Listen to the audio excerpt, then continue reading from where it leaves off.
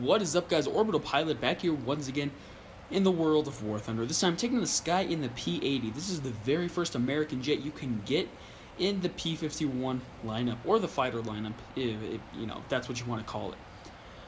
Now, for a very long time, the P-80 was considered one of the worst jets in the game, and that comes from a lot of things, and I'll talk about those things here in a minute. But first things first, we are in a match against the British on Hokkaido.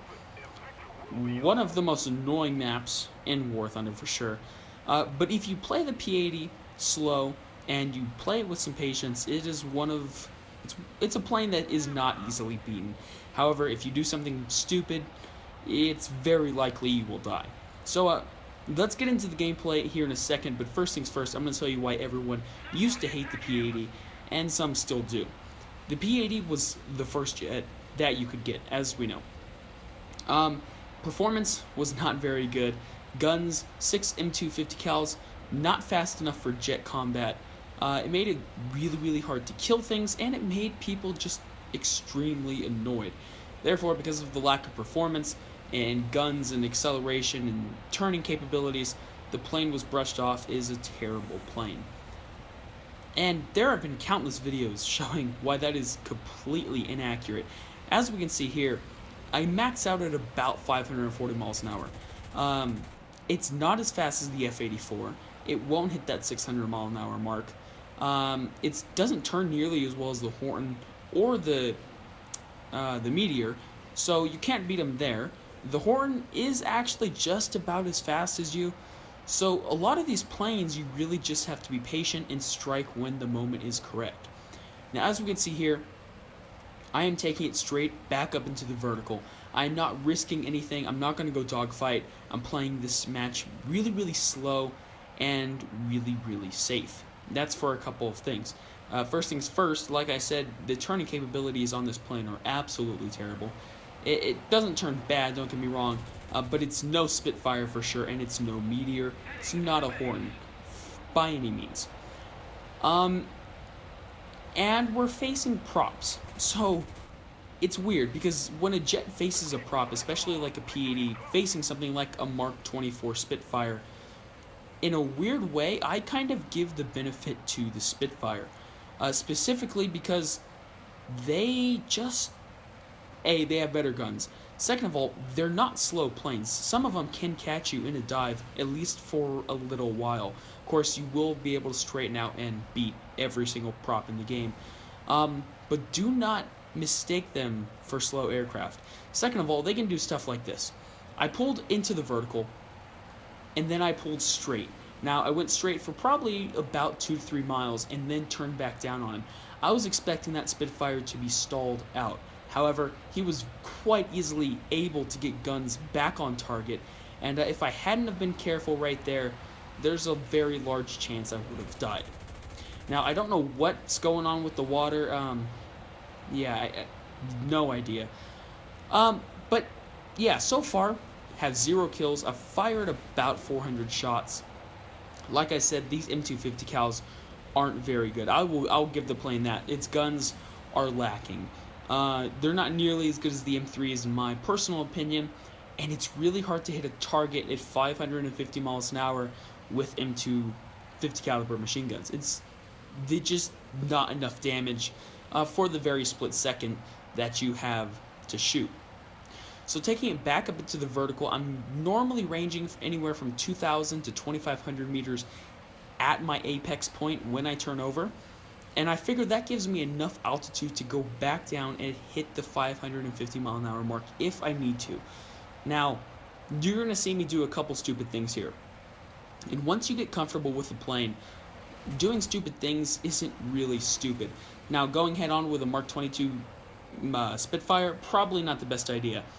However, like I said, your gun's not as good as them. So when you do take a quick head-on like that, fire a couple shots and immediately dodge out of the way. Props are willing to kill themselves to kill you. You are a jet. You are better than them in their eyes. You're more dangerous in their eyes. Therefore, they are willing to go and stick with the head-on throughout and carry through, and they will not stop firing. So do not commit in a head-on if in a jet against another prop. Now, if you're going against something like a Meteor, don't do it. I would risk it against something like a MiG-9, maybe a Horton, but nothing with Hispanos. I mean, Hispanos are far superior, in my opinion, to these 50 cals. So ranging back out to 500 miles an hour, I see a couple things that are currently worrying me. Spitfire, about 2,000 meters, another Spitfire around 1,500 meters. Therefore, instead of going straight into a vertical, I'm going to do a very, very slow climb, probably at around 20 degrees. And then once I see my P-80 pass me, or my friend P-80, I'm going to go right back into the vertical because I know that Spitfire is going to be willing to chase him instead of me. Now, if I had seen that he was not going to get off my tail and follow me through, I would have simply extended for probably 5 or 6 miles and turned back into the battle. In a P-80, you are pretty much invincible. As long as you keep your speed up, you're facing props most of the time. The other jets you're facing aren't very fast, so you don't really have to worry about them. Okay, so 50 cals, I've said a million times already, not very effective. That was a perfect example. Put a couple holes probably in his cooling. He's going to overheat, but he's most definitely not out of the battle. Taking it back into the vertical, however, and you can see there are currently 4 players remaining on their team. And this is where it got kind of tricky. As we can see, we have an F-84, another F-84, and 2 P-80s, including me. So it's a 4v4. However, it's 4 jets versus 3 props in a jet. I'm going to give the upper hand to us. This is kind of where the matchmaking gets a little bit sketchy. Because honestly, it's not really fair to these guys that they're having to fight a P-80. I see a really, really good target right here. Tempest with pretty much a blown out engine. Easily set him ablaze, and that is our first kill of the day. Now, right about now, this is kind of where the enemy team falls apart. The Spitfires have lost their altitude, they've lost their energy, they don't have time to accelerate, they've probably burned through quite a lot of ammunition firing at us, and the Meteor just crashed. So, if you guys are ever in a position where you're in a superior plane, for instance, the Meteor in this case, don't crash. Try not to do anything stupid. If you guys haven't seen my Sea Meteor video from, oh gosh, it must have been the beginning of this year, go back and watch it. It's an amazing video. Basically, it's 6v1, and I'm in a Sea Meteor versus MiG-17s. It really just goes to show, just because you're outnumbered does not mean you cannot win the fight, especially if you know what you're doing. So that's it for most of the team. There's 2 players remaining. I'm going to go chase out this Spitfire. He's really, really good at hiding, but we will find him eventually. Now, 100% throttle will eventually overheat the engine, but if you drop it back down to 94%, you don't lose a ton of thrust, and you get to keep your engine nice and cool, which is what I did here. As we can see, most planes in the game currently have this problem. Well, it's not really a problem. If you push the engine too hard for too long, of course, it's going to overheat. But the nice thing about this plane is that because it's not the fastest, for instance, like the F-84, which I believe is the fastest at this tier, maybe only rivaled by the MiG-9 late, this plane you don't really have to worry about. Drop it back down to 90%, lose a little thrust, but you're not going to lose a lot of speed, especially if you keep it in a straight line. Now, seeing the Spitfire, I know what he's going to try to do. And when I said I normally give the upper hand to the prop in a 1v1 situation, this is why. He is a Mark 24 Spitfire. There is nothing I can do. I could come back around, I could come back sharp like I did here, try to put shots on target, nothing happens. I could extend for 3 or 4 miles, come back in, he's just going to turn. There's nothing I can really do. Right here, I'm trying to stall him out. This is the only really advantage that you do have. Try to stall out the prop, try to get him to prop hang, and then come back down on him. Luckily enough, or not really lucky, this guy was quite a decent pilot. But there's not a lot he can do. He's outnumbered. He's not really outgunned, but of course, when you're fighting 3 jets, you really are kind of outgunned. He tries to turn back over into me. Luckily enough, no shots connect, once again, tried to get him to stall out. I am pushing my motor to the edge right here. Although you don't lose a lot of speed at 90% throttle in a straight line, it does make quite a big difference when you're fighting in the vertical.